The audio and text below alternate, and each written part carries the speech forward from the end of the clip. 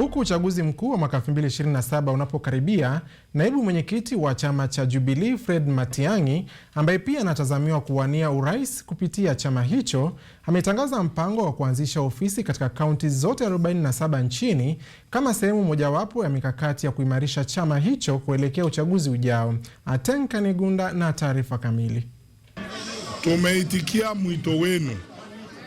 Tutapanga mkutano wa vijana hapa, tutapanga mkutano wa akina mama hapa, na pia tutapanga mkutano wa viongozi wa mashinani wote. Akizungumza katika eneo ya Nyali, kaunti ya Mombasa, wakati wa futari, aliyekuwa waziri Fred Matiang'i, anayetarajiwa kuwania urais kupitia chama cha Jubilee, amefichua mipango ya kufungua ofisi katika kaunti zote 47 kama sehemu ya mkakati kabambe wa kufufua chama hicho na kurejesha uungwaji mkono wake kuelekea uchaguzi wa mwaka ujao.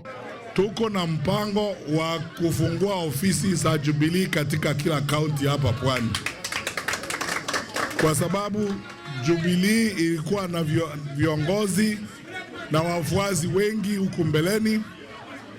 Wengine labda walienda wakajiunga na vyama vingine, tunawakaribisha warudi nyumbani, kwa sababu Jubilee sasa iko tayari kuingia kwa serikali na kurudia ile kazi nzuri tulikuwa tunafanya. Matiang'i amesema hatua hiyo inalenga kuungana tena na wafuasi, kuimarisha mizizi ya chama, huku akitaja mafanikio ya chama ikiwemo mradi wa Dongo Kundu bypass na miradi ya uchumi samawati hasa Mombasa.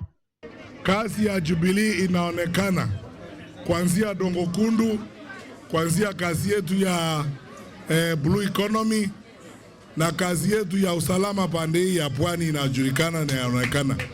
Sisi tunataka kurudi kwa serikali ili tuendelee na ile kazi nzuri tulikuwa tunafanya kwa serikali.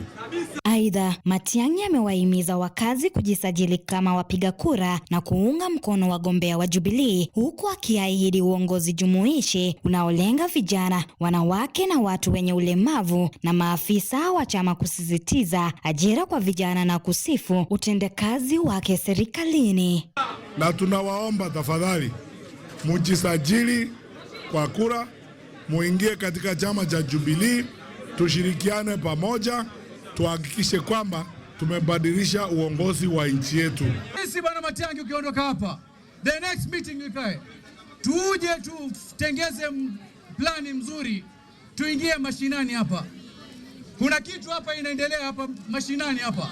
Watu wanateta, utasikia mimi ndio chairman, mimi ndio OSG, mimi si ndio nini, mimi si ndio nini, mimi ni organizing secretary.